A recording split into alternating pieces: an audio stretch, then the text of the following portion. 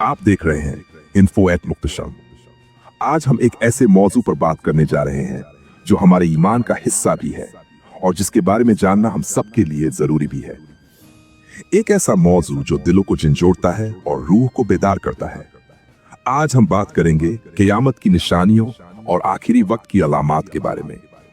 वो निशानियां जो हमारे प्यारे नबी हजरत मोहम्मद सल्लल्लाहु अलैहि वसल्लम ने आज से 1400 साल पहले ही बता दी थी और जिनमें से कई आज हमारी आंखों के सामने पूरी होती नजर आ रही हैं।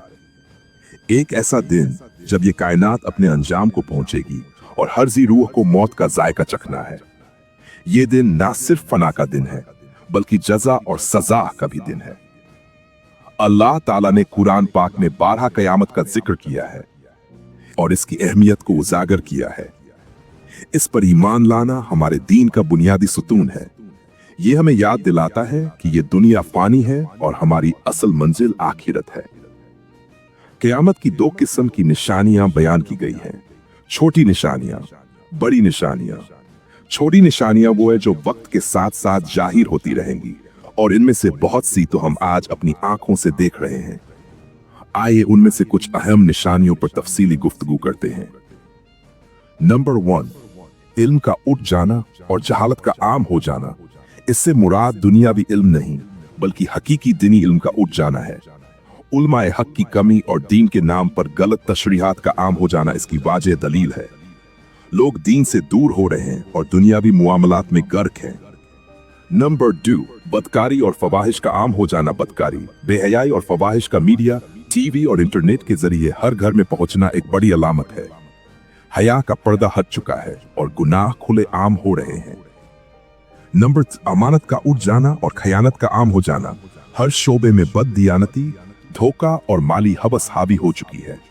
लोग अपनी जिम्मेदारियों का सही इस्तेमाल नहीं कर रहे। नंबर 4, कते रहमी का आम हो जाना। रिश्तों में दरारें, आपसी नफरतें और मफाद परस्ती की वजह से रहमी तल्लुका टूटते जा रहे हैं। पड़ोसी के हुकूक तक फरामोश कर दिए गए हैं। नंबर 5, झूठी गवाही का आम हो जाना। अदल और इंसाफ का फुकदान और झूठी गवाहियां रिवाज बन चुकी हैं। सच्चाई और झूठ तमीज मुश्किल हो चुकी है।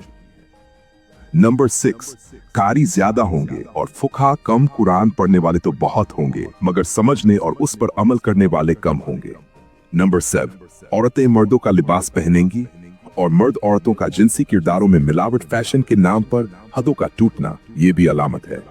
नंबर 8, मस्जिदों की खूबसूरती पर तवज्जो मगर आबादी कम। मस्जिदें आलीशान होंगी लेकिन नमाजियों की तादाद खासकर नौजवानों की बहुत कम होगी। नंबर 9, वक्त का तेजी से गुजरना। आज का इंसान महसूस करता है कि वक्त उड़ रहा है। साल, महीना, हफ्ता सब तेजी से बीत रहा है। नंबर 10, फितने और आजमाइशों का आम हो जाना। हर तरफ दीन, सियासत और समाजी फितनों का बोलबाला है। हक और बातिल की पहचान मुश्किल हो गई है। नंबर 11, कत्ल और गारत का आम हो जाना। इंसानी जान की कीमत खत्म हो चुकी है। मामूली बातों पर लोग जान ले लेते हैं। नंबर 12, अरब की सरजमीन का सरसब्ज हो जाना। हजरत मोहम्मद ने फरमाया, कयामत उस वक्त तक कायम ना होगी जब तक अरब की सरजमीन फिर से हरी भरी ना हो जाए।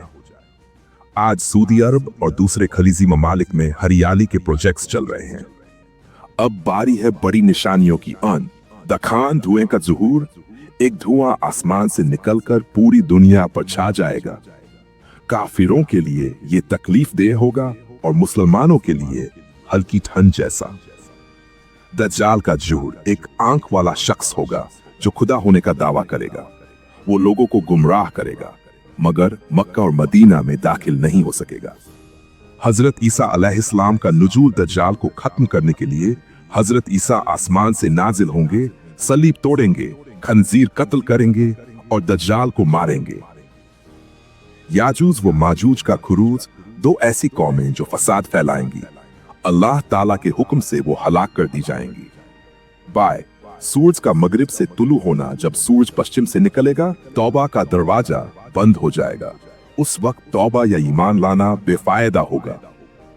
दाबतुल अर्ज का खुरूज, एक खास जानवर जमीन से निकलेगा जो लोगों से बात करेगा, मुसलमानों को रोशन करेगा और काफिरों को दागेगा। 7 3 बड़े में धंसना, एक मशरिक में, एक मगरिब में, एक अरब के जजीरे में। 8 यमन से आग का निकलना, यमन से एक आग निकलेगी जो लोगों को हाँकती हुई शाम की तरफ ले जाएगी। नाजरीन, हमने क़यामत की छोटी और बड़ी निशानियों पर तफसील से बात की। इन निशानियों को जानना और उन पर ईमान लाना क्यों जरूरी है? ताकि हम आखिरत की याद रखें, दुनिया की फानी हकीकत समझें और अपनी जिंदगी को संवार सकें। अब वक्त है कि हम अपने ईमान को मजबूत करें, अपने आमाल दुरुस्त करें और अल्लाह ताला की तरफ रुजू करें। नमाज कायम करें, कुरान पढ़ें और नेकियों में आगे बढ़ें, क्योंकि वो वक्त दूर नहीं जब अपने रब के हुजूर पेश होना है। अल्लाह ताला हमें और आप सबको कयामत की हौलनाकियों से महफूज रखे और हमें नेक अमाल करने की तौफीक अता फरमाए। आमीन। अगली वीडियो तक के लिए info@muhtasham को इजाजत दीजिए। अल्लाह हाफिज।